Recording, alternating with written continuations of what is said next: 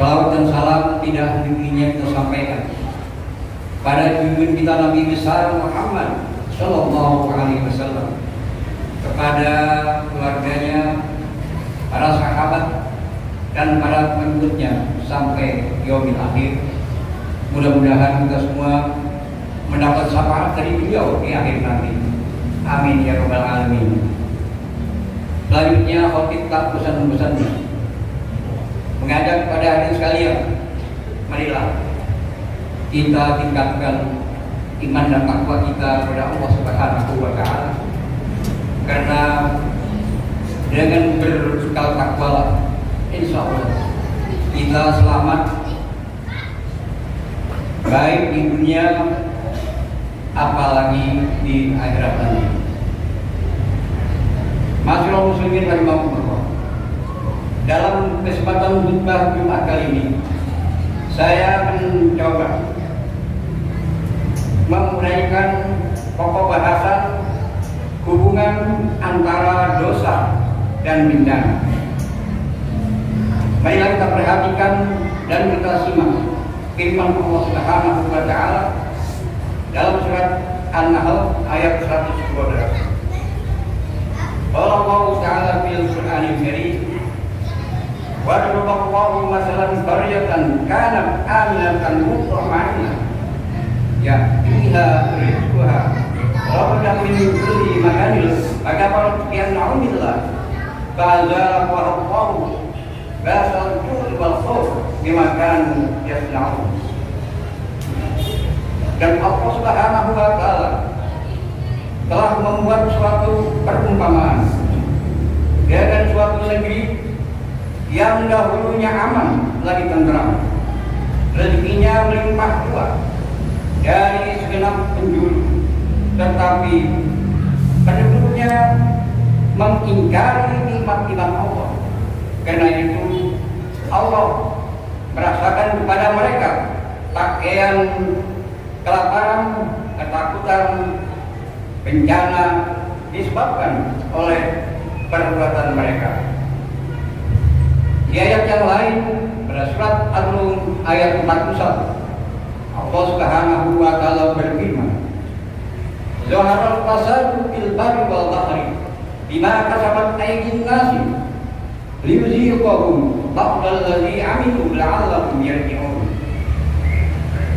Telah tampak kerusakan di darat dan di laut disebabkan perbuatan tangan manusia, supaya Allah rasakan kepada mereka akibat perbuatan mereka, agar mereka kembali ke jalan yang benar. Masyaallah muslimin rahimahullah. Seorang ulama bernama Syekh Muhammad bin Jamil Zain memberi ulasan kepada kedua ayat tersebut dengan mengatakan, ayat yang mulia ini memberikan pengertian kepada kita, Allah itu maha adil, maha bijaksana. Allah tidak akan menurunkan bala dan bencana atas sesuatu kaum kecuali perbuatan maksiat dan pelanggaran mereka terhadap Allah Subhanahu wa Ta'ala. Tasawuf muslimin rahimahullah. Kebanyakan orang memandang berbagai musibah yang menimpa manusia hanya dengan logika berpikir yang bersifat rasional, terlepas dari tuntutan wahyu ilahi. Misalnya terjadinya banjir, kekeringan, gunung meletus, gempa bumi, longsor, dan sebagainya, dianggap sebagai fenomena alam semesta, sehingga solusi-solusi yang diberikan tidak mengarah pada pengalaman sebab akibat dari peristiwa itu, yaitu yang bersifat transendental, berkemaksiatan manusia pada Allah Subhanahu wa Ta'ala, Sang Pencipta jagat raya, pencipta alam semesta, mengatur segala kejadian. Bila manusia terus-menerus menentang perintah Allah Subhanahu wa Ta'ala, melakukan kemaksiatan, maka bencana demi bencana akan datang silih berganti, sehingga mereka betul-betul bertobat kepada Allah Subhanahu wa Ta'ala. Masyaallah muslimin rahimahullah. Marilah kita lihat pada saat ini bermacam-macam praktek kemaksiatan terjadi di masyarakat. Penjudian, prostitusi, narkoba, pergaulan bebas, mafia hukum, pembunuhan dan sebagainya sudah menjadi berita biasa setiap hari. Pertanyaannya adalah, mengapa segala kemungkaran yang terjadi di tengah masyarakat kita, masyarakat yang mayoritasnya muslim? Jawabannya adalah tidak ditegakkannya kewajiban yang agung dari Allah Subhanahu wa Ta'ala, yaitu amar ma'ruf nahi munkar. Masyaallah muslimin rahimahullah. Marilah kita simak sabda Rasulullah SAW yang diriwayatkan oleh Muslim. Man ra'a minkum munkaran falyughayyirhu biyadihi, fa in lam yastati' fa bilisanihi, fa in lam yastati' fa biqalbihi, wa dzalika aqrabul iman. Barang siapa di antara kalian melihat kemungkaran, hendaklah merubahnya dengan tangannya atau dengan kekuasaannya. Bila tidak mampu, ubahlah dengan nasihat atau lidah. Bila tidak mampu juga, dengan hati. Itulah serendah-rendahnya iman.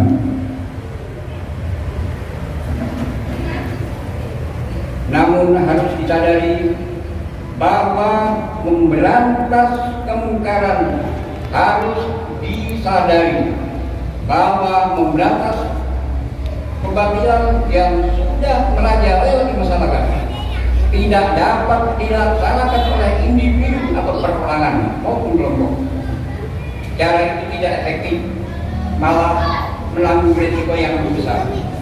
Marilah kita semua, masyarakat, bergandengan tangan dengan pemerintah, karena pemerintah memiliki kekuatan dan otoritas untuk memberantasnya, dan pemerintah mempunyai kewajiban untuk melaksanakan amar ma'ruf nahi munkar.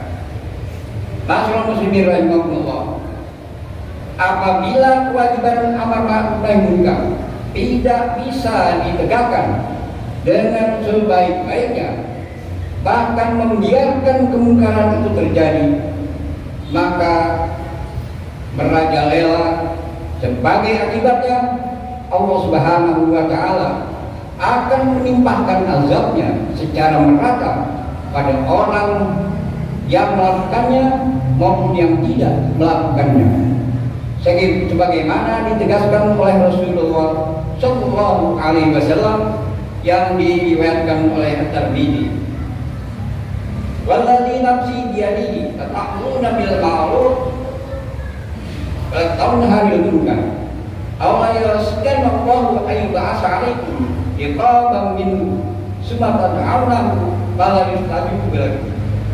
Demi zat yang diriku berada di tangannya, hendaklah kalian memerintahkan kepada yang ma'ruf dan melarang dari yang munkar, atau Allah akan menurunkan azab kepada kalian. Kalian berdoa, namun doa kalian tidak dikabulkan oleh Allah Subhanahu wa Ta'ala. Oleh karenanya, agar bangsa kita terhindar dari berbagai musibah dan bencana, hendaklah kaum muslimin dan para pemimpin atau penguasa, marilah kita bertobat kepada Allah Subhanahu wa Ta'ala dan berniat untuk melaksanakan amar ma'ruf dan nahi munkar. Masyaallah muslimin rahimahullah, demikianlah khutbah yang dapat saya sampaikan.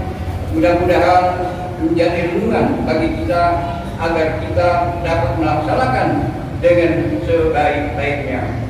Hadanallahu wa iyyakum ajma'in. Inna ahsanal mawaqi safiyah, kalamun la fa'ali khafiyah. Wallahu Subhanahu wa Ta'ala yaqul wa biqali yastadil muhtadun. A'udzu billahi minasyaitonir rajim. Bismillahirrahmanirrahim.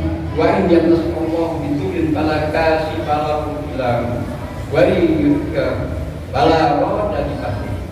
Bila Allah menurunkan bencana kepadamu, tidak ada yang dapat mencegahnya kecuali Allah Subhanahu wa taala.